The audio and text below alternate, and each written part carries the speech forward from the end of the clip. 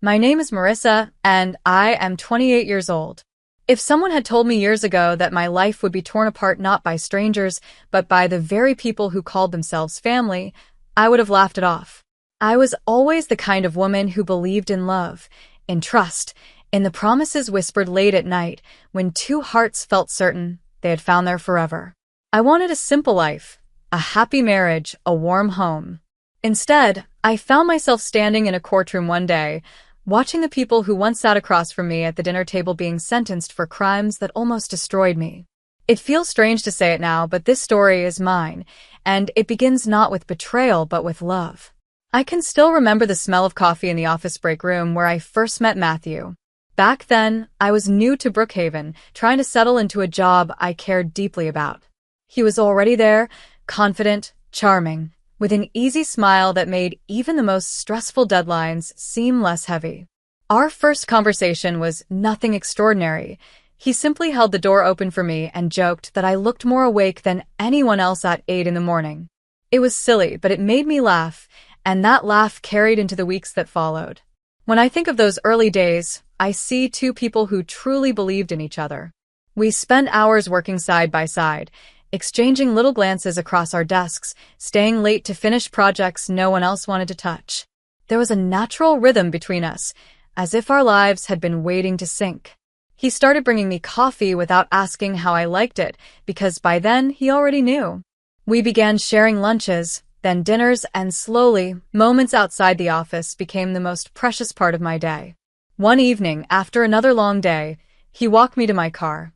The parking lot was almost empty, the air heavy with the scent of rain, and he said quietly, "I don't want to imagine a life without you in it." I froze, my heart pounding so fast I could hear it in my ears.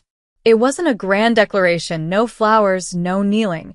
It was just raw honesty. That was the night I knew I had fallen for him completely. I never imagined then that this same man, the one who swore to protect me from the world, would one day be the one to push me out of his home without even listening to the truth. But that is how life works sometimes. Love blinds us, loyalty tests us, and betrayal shapes us into who we are meant to become. And so, my story begins with hope, but it carries the scars of what followed. When I look back, it almost feels like fate had placed Matthew and me in the same office, just so our paths would cross. Brookhaven was a city bustling with life, full of people chasing their own dreams, and yet in that crowded place, I felt like I had found someone who truly saw me. Matthew wasn't just another coworker. He became the person who turned ordinary days into something worth remembering. At first, it was the small things. He would stop by my desk with a teasing smile, asking if I was planning to single-handedly finish the mountain of paperwork before me. He had a way of making me laugh even when I was stressed. Soon, those little interactions grew into something more. We would take our lunch breaks together, sitting in the cafeteria and talking about everything from our favorite childhood memories to our goals for the future. He told me he dreamed of starting his own business someday, while I confessed that I simply wanted a family filled with love and warmth. He listened, not with half an ear, but with his whole heart. The late evenings at the office became my favorite. Most employees would leave as soon as the clock struck 5, but Matthew and I often stayed behind, finishing reports or preparing presentations. The glow of computer screens lit the room, and there were times when it felt like we were the only two people in the entire building. He would glance at me across the room and smile, and that single look made all the exhaustion fade away. I remember one particular night more vividly than the rest. A project deadline had kept us both working late, and by the time we wrapped up, it was almost midnight. As we walked out together, the city streets were quiet, and the moonlight cast a silver glow on everything. He offered to drive me home, and during the ride, we spoke less but felt more. When he dropped me off, there was a pause, the kind that lingers with unspoken words. He finally said, "Marissa, being around you feels like coming home." That was the first time I felt the weight of his feelings, and it terrified me just as much as it thrilled me. I tried to brush it off, but deep down, I knew something irreversible had begun. Over the next few weeks, we grew inseparable. Colleagues noticed, whispering about the two of us, but we didn't care. Our bond was becoming stronger than any rumor could break.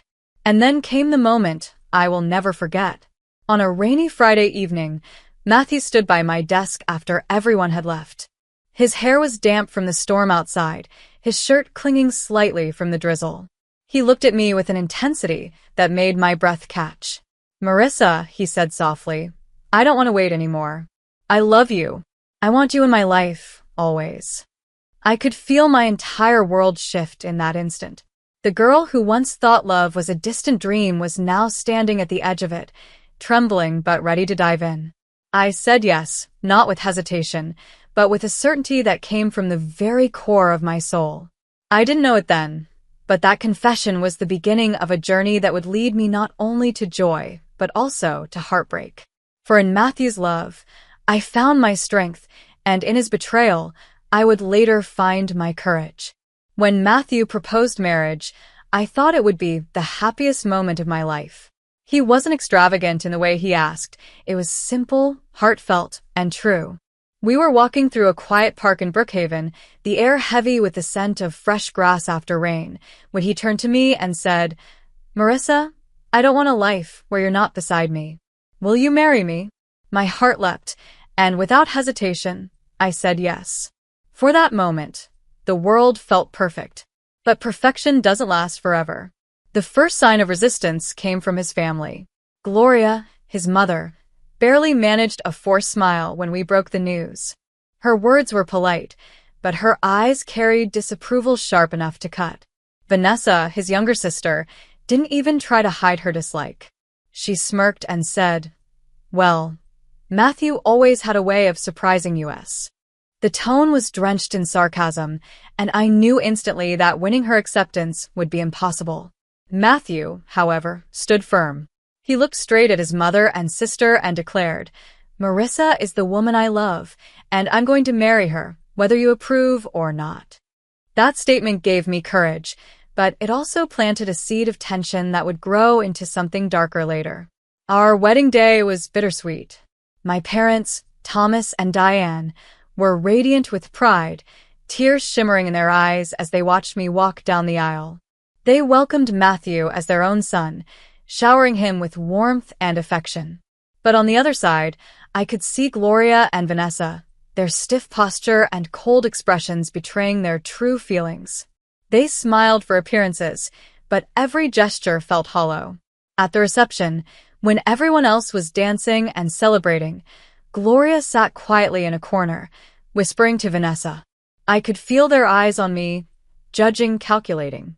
At one point, Vanessa walked past me and muttered just loud enough for me to hear, "Enjoy it while it lasts." My chest tightened, but I forced myself to ignore her. After all, this was my wedding day. The first weeks of marriage were full of hope. Matthew and I moved into his family's house, a spacious home in Brookhaven. I tried my best to blend in, to be respectful, to show kindness. I cooked meals with Gloria, helped with chores, and even offered to share expenses for groceries and bills. For a short time, I thought things might improve. But slowly, the mask slipped. Gloria began questioning every small thing I did, whether it was how I folded laundry or how much salt I added to dinner. Vanessa made snide remarks about my clothes, my background, and even my laughter. It became clear they had never wanted me there, and now that I was, they were determined to make me feel like an outsider. Matthew noticed the tension, but instead of confronting it, he brushed it aside. "They'll come around," he said, pulling me close in bed one night. "Just give them time." I wanted to believe him. I wanted to believe that love could fix everything. But deep down, a quiet fear had begun to grow in me. I had no idea then just how far Gloria and Vanessa were willing to go. It started with a conversation that I will never forget. Gloria and Vanessa called me into the living room one afternoon, their expressions hard and unreadable. I thought perhaps they wanted to discuss household chores or family plans. Instead, Gloria folded her arms and said in a voice cold as steel, "If you want to live in this house, you'll need to contribute properly. From now on, you must give us $5,000 every month. That's not negotiable." For a moment, I just stared at her, convinced I had misheard. 5,000. I repeated, my voice trembling. That was more than most people's monthly salary. It was a demand designed to crush me, to remind me I didn't belong. Vanessa leaned forward, a smirk curling on her lips. Think of it as rent for the privilege of being here. We're not running a charity. If you can't manage that, maybe you should reconsider if this house is really for you. My chest tightened, anger rising beneath my shock. I married Matthew, not a contract. I will contribute in fair ways, but I won't let you extort me, I said firmly, though my hand shook. Gloria's eyes narrowed. Extort? You should be grateful we even allow you under this roof. Without us, Matthew would have never even looked your way. I felt the sting of her words, but forced myself to stay calm. That evening, I tried to explain everything to Matthew. They're asking for money every month, $5,000, Matthew. It's unreasonable. He sighed heavily, rubbing his forehead. Maybe they just want to make sure you're serious about being part of this family. Serious? I snapped. Do you think my love for you is measured in money? This isn't about contributing, it's about control. But instead of defending me, Matthew grew silent. His silence hurt more than their insults. The following weeks were unbearable. Vanessa wouldn't let a single day pass without reminding me. Where's our $5,000, Marissa? Don't tell me you're broke already. She'd sneer at breakfast. Gloria would sigh dramatically whenever I entered the room, muttering about how some women were only good at draining others. I began to feel trapped, like a guest overstaying her welcome in her own marriage. Every corner of the house whispered their disapproval. I avoided family meals, choosing instead to eat alone in my room, but even there I could hear their voices through the walls, mocking me, belittling me. One evening, as I sat in the dark trying to hold back tears, I realized what this was really about. The $5,000 was never meant as financial help. It was a weapon, a test, a way to force me to bend or break.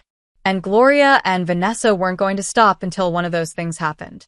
I clung to Matthew's words from the past, his promises that he would always protect me. But those promises were beginning to sound like distant echoes. He was slipping further away, pulled by the constant poison his mother and sister poured into his ears. And I could feel it. The storm was coming. The storm I feared began to take shape in ways I couldn't control. Gloria and Vanessa didn't just stop at financial demands. They worked tirelessly to chip away at the foundation of my marriage. Every whisper, every glance, every carefully planted seed of doubt was designed to turn Matthew against me. It started small. Gloria would sigh heavily whenever I entered the kitchen, as though my presence alone exhausted her. If dinner wasn't seasoned exactly the way she preferred, she'd push the plate aside and mutter, "Some women just aren't made to be wives." Vanessa, meanwhile, made her taunts more direct. One morning, as I poured myself a cup of coffee, she leaned on the counter and said with a smirk, "You know, Matthew deserves someone who can actually contribute. $5,000 a month is nothing for a real woman."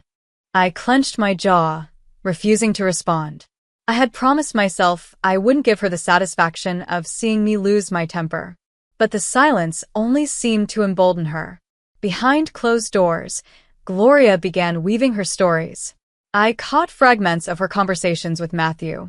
"She's hiding money. I can feel it. She's selfish, Matthew. She doesn't respect this family. She's trying to drive a wedge between us." Each word was like a drop of poison seeping into his mind. At first, Matthew defended me. "Mom, stop. You don't know what you're talking about," I overheard him say one night. But the constant repetition wore him down. Slowly, his tone shifted. He began coming home later, spending less time talking to me, brushing off my concerns with a distracted, "Not now, Marissa." The distance between us grew like a crack in a mirror, small at first, then spreading until everything was fractured. I reached out to him, desperate to hold on. "Matthew, please listen to me. They're twisting things. You know I would never do anything to hurt this family." But instead of reassurance, I got silence. Or worse, a tired shake of his head. "Why does it always feel like you're in conflict with them? Can't you just try harder, Marissa?" His words cut deeper than any insult from Gloria or Vanessa ever could. I wanted to scream that I had been trying, that I had bet myself in 1,000 ways to fit into their expectations, but he wasn't listening. He didn't want to listen. Nights became the hardest. I would lie awake beside him, staring at the ceiling, feeling his body turned away from mine. The warmth that once existed between us had been replaced with a cold void. I wondered if he even remembered the promises he made to me under the stars, in the quiet of our early love. And still, Gloria and Vanessa pressed on. They circled me like wolves, waiting for the moment I would finally stumble. They knew the power of words, and they used them like weapons, sharp, relentless, and devastating. I could feel myself slipping into a state of constant dread, bracing for the next insult, the next manipulation, the next moment when Matthew would choose them over me. It was only a matter of time before something broke. And when it did, it shattered everything. The breaking point came on an afternoon that started like any other, but it ended up marking the moment my world came crashing down. I had been in the kitchen, trying to keep myself busy with something as simple as preparing tea, when Vanessa walked in with her usual swagger. She leaned against the counter, arms crossed, her eyes filled with the same mocking contempt I had grown to dread. "So, Marissa," she began, her voice dripping with sarcasm, "have you finally decided how you're going to pay us this month? Or are you planning on freeloading again?" I closed my eyes for a second, taking a deep breath. I had promised myself that I wouldn't rise to her bait, but there was only so much cruelty a person could endure. "Vanessa, I've told you already. I am not giving you $5,000 every month. This is not a business arrangement. It's a marriage. You need to stop." Her smirk turned into a sneer. "Don't act like you're above us. You walked into this house with nothing. You should be grateful we even let you stay here." The words burned. My hands trembled as I placed the teacup down, the sound of porcelain clinking against the saucer louder than it should have been. I turned to face her fully. "You don't get to talk to me this way. I've respected this family, I've tried to fit in, but you and your mother have done nothing but try to humiliate me. Enough, Vanessa. Enough."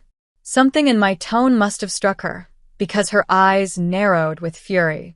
She stepped closer, her voice rising. "How dare you talk to me like that in my house?" "It's my house too."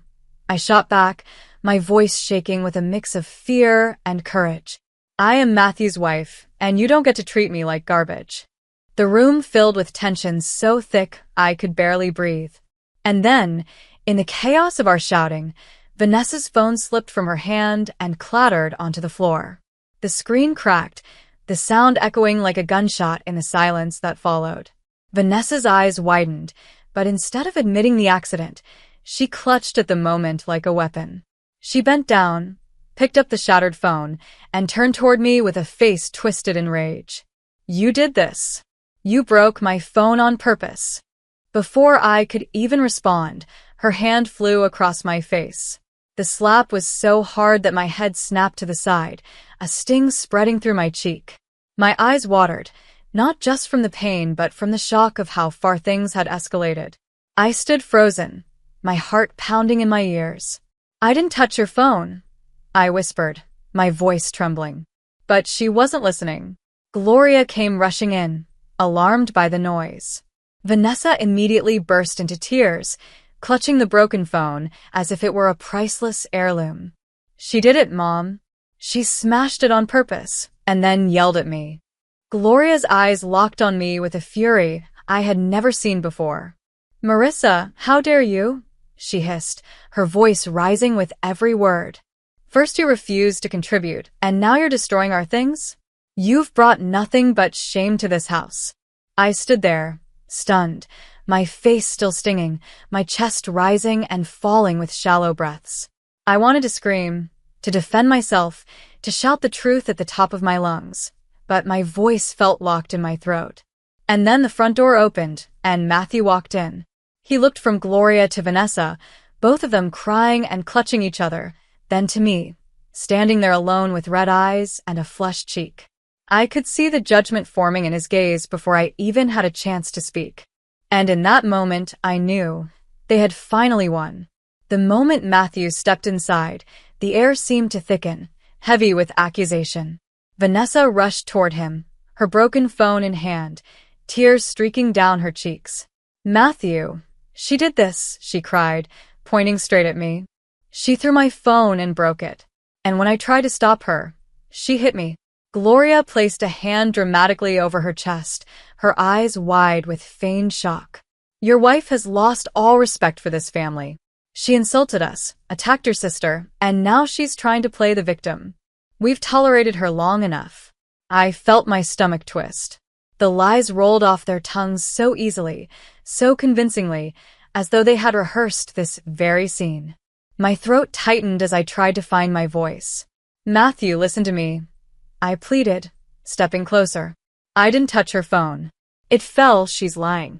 And she slapped me. Look at my face." But Matthew didn't look at me the way he used to.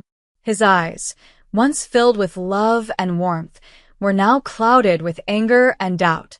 He glanced at Vanessa's cracked phone, then back at his mother and sister, who clung to each other as if they were the injured ones. "Enough, Marissa," he snapped, his tone sharper than a blade. "I've heard enough excuses from you. They wouldn't make this up." The words cut deeper than Vanessa's slap. My heart dropped, my chest aching as though it might split open. "You think I'm lying?" I whispered, my voice trembling. "After everything we've been through, after all the promises you made, you believe them over me?" His jaw tightened, his silence an answer louder than any words. He walked toward me, his face stern, and before I could step back, he grabbed my arm. His grip was firm, almost painful. "Matthew, don't," I begged, tears spilling down my cheeks. But he didn't listen. With Gloria and Vanessa watching triumphantly, he dragged me to the front door. My feet stumbled against the hardwood floor, my heart pounding in disbelief. "Get out," he said, his voice cold and final. "You've disrespected my family for the last time. I don't want to hear another word." He pulled the door open and, with one swift motion, pushed me outside. I stumbled onto the porch, the evening air hitting me like ice. Behind him, Gloria and Vanessa stood in the hallway, their faces twisted with satisfaction. The door slammed shut. For a long moment, I stood frozen, staring at the wood grain of that closed door as if it could somehow open again, as if Matthew would suddenly realize what he had done and pull me back into his arms. But the silence on the other side told me everything. The man I loved, the man who once swore to protect me, had chosen them. I walked away from that house with tears streaming down my face, my body trembling with rage and sorrow. The home that was supposed to be my safe place had turned into a battlefield, and I was the casualty. But what they didn't know, what even I didn't fully realize in that moment, was that this betrayal, as devastating as it was, would become the beginning of my fight for truth. By the time I reached my parents' home, my body felt heavy, as though every step carried the weight of betrayal. My father, Thomas, opened the door before I could even knock properly. One look at my tear-stained face and the redness on my cheek, and his expression hardened. "Marissa, what happened?" he demanded, his voice filled with both fear and anger. I collapsed into his arms, sobbing. "He threw me out, Dad." Matthew believed them. He didn't even let me explain. My mother, Diane, rushed in from the living room, wrapping her arms around me as though she could shield me from the pain. "Oh, sweetheart," she whispered, stroking my hair. "You're safe now. You're home." We sat in the living room while I poured out everything, the constant demands for $5,000, the daily taunts, the manipulations, and finally, the phone incident. With every word, I saw the fury deepen in my father's eyes and the sorrow weigh heavier on my mother's face. "You should never have had to endure this," Thomas said firmly. "They used you, humiliated you, and then Matthew betrayed your trust. Enough is enough." For a moment I hesitated. "But I still love him, Dad. I loved him so much. How do I just walk away?" My mother squeezed my hand gently, her voice steady but compassionate. "Love should never cost you your dignity, Marissa. A man who truly loves you wouldn't throw you out into the night just because his mother and sister cried wolf. You deserve better." Her words pierced through the fog of confusion clouding my mind. She was right. I had given everything, my trust, my loyalty, my heart. And in return, I had been discarded like I was nothing. That night, my parents insisted I stay with them for as long as I needed. They prepared the guest room, making it warm and comfortable, as if to erase the coldness I had just endured. For the first time in weeks, I felt a small sense of safety. The next morning, Thomas sat me down at the kitchen table, his voice calm but firm. "We need to take action. This isn't just about the way they treated you. It's about justice. We'll get you a divorce, and we'll make sure their lies don't go unpunished." Diane nodded in agreement. "And you won't face this alone. We'll be with you every step of the way." Hearing their support gave me the courage I thought I had lost. Later that afternoon, we contacted Peter Hayes, a respected lawyer in Brookhaven. He listened intently as I recounted everything, taking notes, his eyes narrowing at the mention of financial demands and the false accusations. "Marissa," Peter said finally, leaning forward, "what they did to you is not just cruel, it's unlawful. Demanding money in that way, spreading lies, physically assaulting you, and then manipulating your husband to throw you out, we can build a strong case. If we can get proof, they won't be able to walk away unscathed." I swallowed hard, my voice still weak. Proof? That's the problem. They twisted everything so well. Peter gave me a reassuring smile. Sometimes, the truth has a way of revealing itself. For now, rest. I'll start preparing the divorce petition, and we'll look into every possible angle for evidence. For the first time since Matthew had pushed me out of that house, I felt a spark of hope. The road ahead was uncertain, but with my parents' unwavering support and Peter's determination, I began to believe that maybe, just maybe, justice could still be mine. A week after I had moved back into my parents' house, I was still trying to piece myself together. The nights were the hardest. I'd lie awake replaying the moment Matthew grabbed my arm and shoved me out of his house. My cheek had healed from Vanessa's slap, but the bruise on my heart remained raw. One quiet afternoon, as I sat in the living room staring blankly at the soft glow of sunlight through the curtains, the doorbell rang. Diane went to answer it, and when she returned, she wasn't alone. Standing behind her was Angela, the housemaid who had worked for Matthew's family for years. "Marissa," Diane said gently, "Angela is here to see you." I sat up, surprised. Angela looked nervous, glancing over her shoulder as if she had to make sure no one had followed her. When she finally stepped inside, her voice trembled. "Miss Marissa," she began, her eyes brimming with concern, "I had to come. I couldn't keep this to myself any longer." I frowned, confused. "What do you mean?" Angela took out her phone and held it tightly, as if it were the most precious thing in the world. "The day of the fight," she whispered, "I was in the hallway. I saw everything. I recorded it." My breath caught in my throat. You recorded it?" She nodded quickly, her hands shaking as she unlocked her phone. "I knew they would twist the truth. I've seen them scheme against you before, and I didn't want them to destroy you completely. So, when the yelling started, I pressed record." She handed me the phone, and with trembling fingers, I pressed play. There it was, the entire scene captured with perfect clarity. The video showed Vanessa screaming at me, shoving me, and then her phone slipping from her hand onto the floor. The sound of the screen cracking was clear, followed by Vanessa deliberately slamming it harder against the tiles before turning toward me. It showed her raising her hand and slapping me across the face. My chest tightened as tears blurred my vision. It was the truth, the undeniable truth, right there on a tiny screen. Angela's voice broke through my sobs. "They set you up, Miss Marissa." I couldn't stay silent. "I know they'll fire me if they ever find out I came here, but I couldn't let you suffer for something you didn't do." I reached out and gripped her hands tightly. "Angela, you don't know what this means to me. You might have just saved my life." Diane placed a supportive hand on my shoulder, her eyes shining with relief. "This is exactly what Peter needs. With this, there's no way the court can ignore what they've done." Thomas, who had been standing quietly, spoke firmly. "We'll take this straight to your lawyer. Justice is finally within reach." For the first time since that awful day, I felt like I could breathe again. The burden I'd been carrying wasn't just mine anymore. The truth had been captured, and it was powerful. Angela smiled faintly, her voice soft but steady. You deserve to be free of them, Marissa. Use this. Don't let them win. As she left, I held the phone against my chest, the screen still glowing with proof of their cruelty. It wasn't just a recording, it was hope. It was the weapon I needed to fight back. The day we walked into the courthouse in Brookhaven, my heart pounded so hard it felt like the walls could hear it. I had barely slept the night before. My palms were clammy, and my stomach churned with a mix of fear and anticipation. But when I looked at my father Thomas's steady expression, my mother Diane's reassuring smile, and Peter Hayes carrying the case file with quiet confidence, I reminded myself why I was here.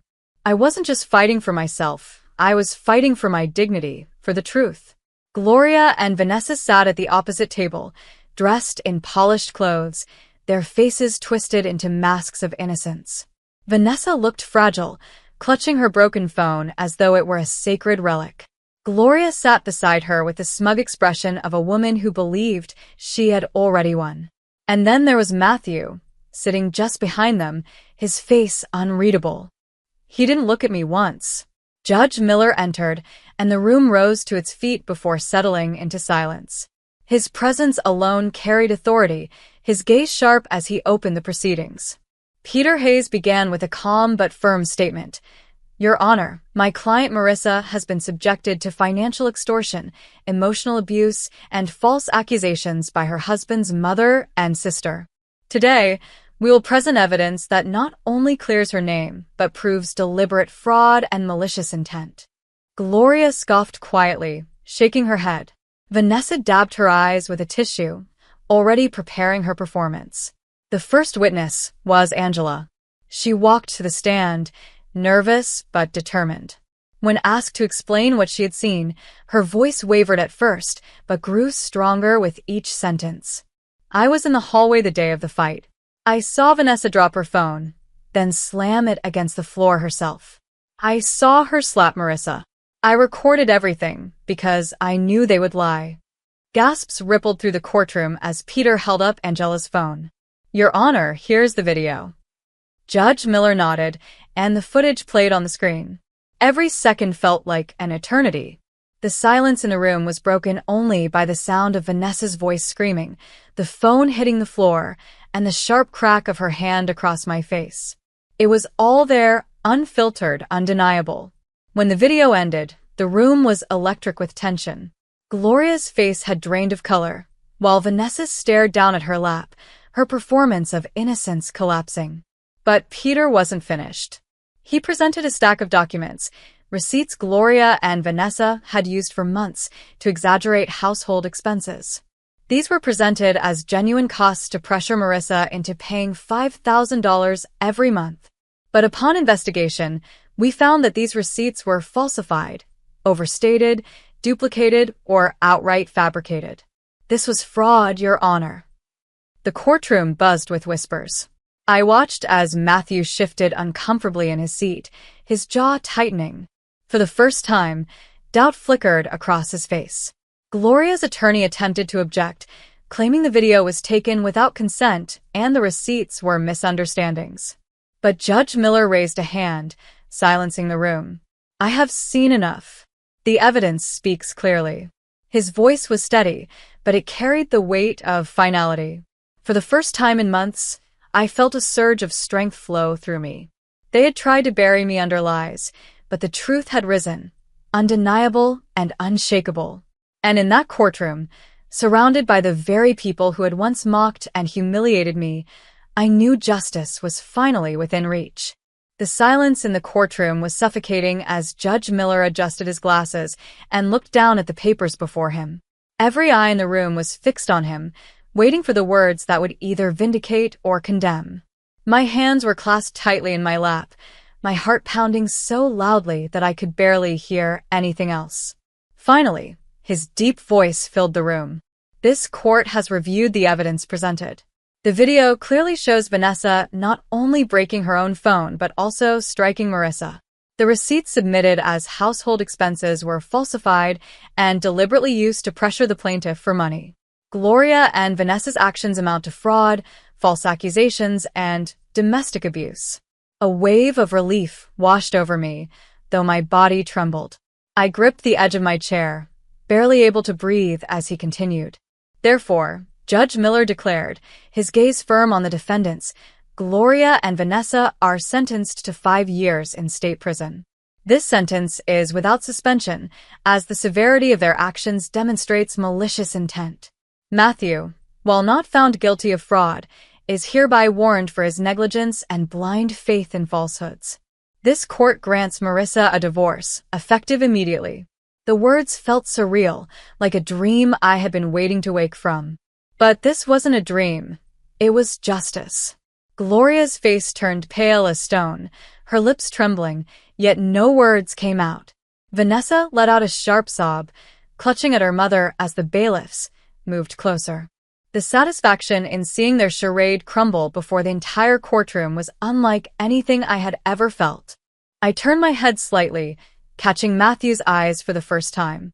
His face was stricken, torn between shock and guilt. For a fleeting second, I thought he might speak, might apologize, but he said nothing. And in that silence, I realized that I no longer needed his words.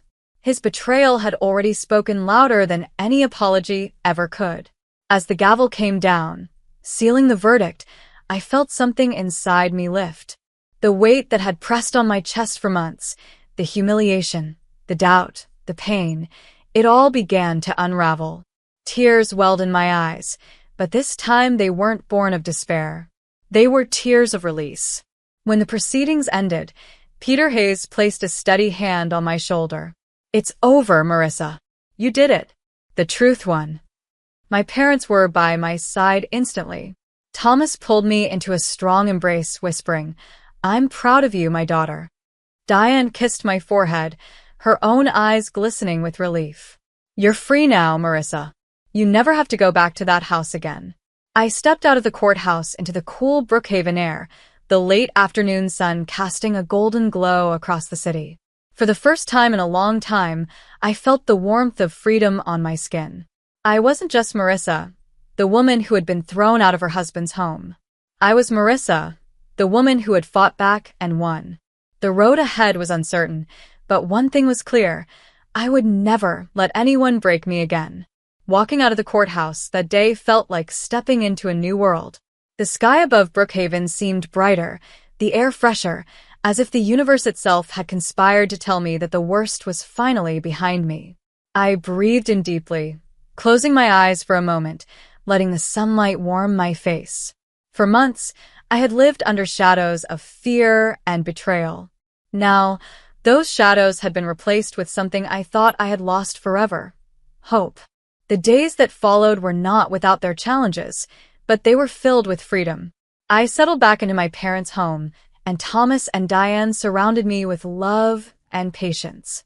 My father would remind me every morning, "This is your second chance, Marissa. Don't look back." My mother, ever gentle, filled the house with comfort, meals, laughter, small gestures that made me feel alive again. But I knew I couldn't depend on them forever. I needed to stand on my own feet, to prove to myself that I was more than the scars Gloria and Vanessa tried to leave behind. So, I started looking for work again. Returning to an office wasn't easy. The memories of where my love story with Matthew had begun often haunted me, but I pushed through. I found a position at a local firm in Brookhaven, and for the first time in a long time, I felt purpose return to my days. Evenings were mine to rebuild. I began writing in a journal, pouring my heart into words. I met with old friends I had distanced myself from during my marriage, slowly weaving back connections I thought I had lost. I even took a cooking class downtown, not because I needed to, but because I wanted to do something that was purely for me. Each small step was like laying a brick for the foundation of the life I was determined to create.